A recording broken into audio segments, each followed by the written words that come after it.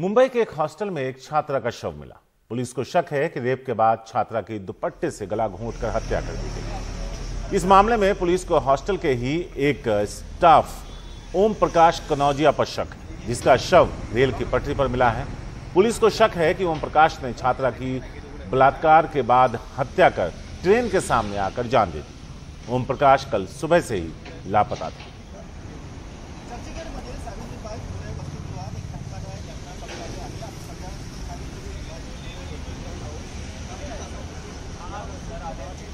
ये वारदात कल सुबह या रात में हुई होगी, क्योंकि सुबह 5 बजे के बाद जो आरोपी है संदिग्ध ओम प्रकाश कनौजिया वो हॉस्टल छोड़कर निकल गया था और बाद जाके सुबह उसने 6 बजे के करीब उसने खुदकुशी कर ली थी।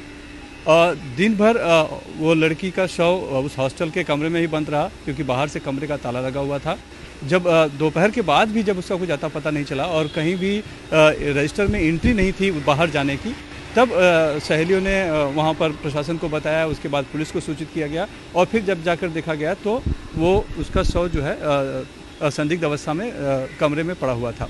उसके बाद पुलिस ने शाम को 5 बजे के बाद पुलिस ने छानबीन शुरू की और जब ये भी पता चला कि एक कर्मचारी जो है जिसका नाम ओम प्रकाश कनौजिया बताया जा रहा है वो भी लापता है, सुबह से ही गायब है, तब पुलिस ने उस सीसीटीवी के जरिए जब उसको ट्रेल करना शुरू किया तब पता चला कि वो चरनी रोड स्टेशन है उसके आसपास कहीं गया हुआ है।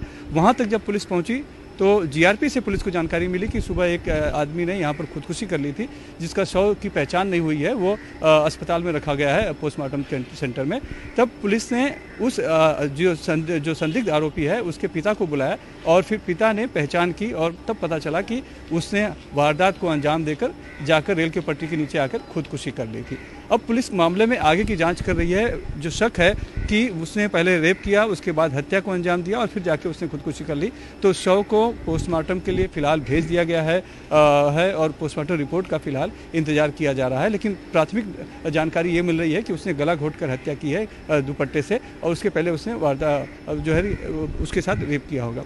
अब ये जो कि एक सरकारी हॉस्टल है और दूर दराज के इलाकों से अपने परिवार से दूर आकर लड़कियां यहाँ पर अपनी पढ़ाई के लिए, अपना करियर बनाने के लिए आकर ऐसे हॉस्टल में रुकती हैं, तो वहाँ पे सुरक्षा पुख्ता कितनी व्यवस्था होनी चाहिए, इस पर एक सवाल उठ गया है लड़कियों की सुरक्षा पर और जो जानकारी मिल रही है ओम प्रकाश कनौजिया के बारे में कि वो शादीशुदा है, उसके एक बच्ची भी है और वो कई साल से इस हॉस्टल में था। शायद कुछ और भी काम पहले वो स्त्री का काम किया करता था या हाउस कीपिंग का काम, ऐसे करते करते वहाँ का वो सुरक्षा गार्ड बन गया। तो अपने आप में जो है कि सुरक्षा व्यवस्था पर सवाल उठ रहा है यहाँ के हॉस्टल की सुरक्षा व्यवस्था पर। लड़कियाँ जो कि अंदर हैं, जो रह रही हैं, वो डरी हुई हैं। यहाँ तक कि एक और जो लड़की जो कि मुंबई के दक्षिण मुंबई इलाके में रहती है, इस हॉस्टल में नहीं पढ़ा करती थी बल्कि किसी और हॉस्टल में वो रहती थी। उसने ये वारदात सुनने के बाद वो भी बहुत थोड़ा सा सहम से गई। उसका कहना है कि हम इतने दूर जाते हैं अपने परिवार को छोड़कर। ऐसे ही परिवार जो है अमूमन लड़कियों को दूर भेजने से डरते हैं क्योंकि उन्हें उनकी सुरक्षा का डर लगा रहता है।